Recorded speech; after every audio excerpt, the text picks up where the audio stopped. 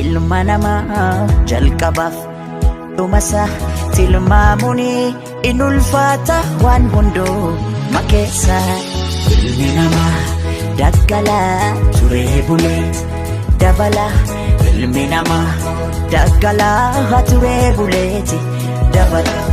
Ilmi namaa daggalaa turee bulee dabala.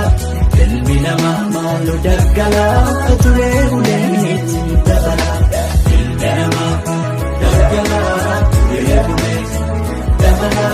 Ilmi namaa maaloo daggalaa turee buleeti dabala.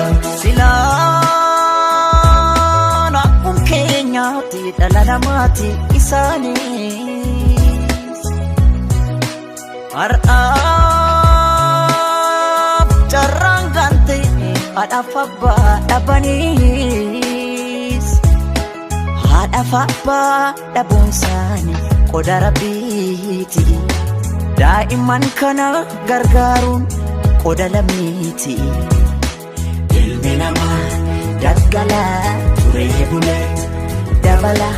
ilmi namaa Daggalaa turee buleeti dabala. ilmi namaa daggalaa turee bulee dabala. Ilmi namaa maaloo daggalaa turee buleeti dabala. Ilmi namaa daggalaa turee bulee dabala. Ilmi namaa maaloo daggalaa turee buleeti dabala. Daa'imman har'aa warra abdiin eegaree jiruu gadadootiin kophaa isaanii falmu. Haadhaaf abbaa dhabuun isaanii qoda Rabbiiti. Daa'imman kana gargaaruun qoda lammiiti. Irra ilma namaa jalqabaaf dhumasa tilmaamuuni in ulfaata waan hunduu makeessa.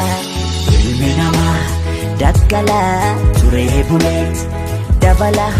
ilmi namaa Daggalaa turee buleeti dabala. ilmi namaa daggalaa turee bulee dabala.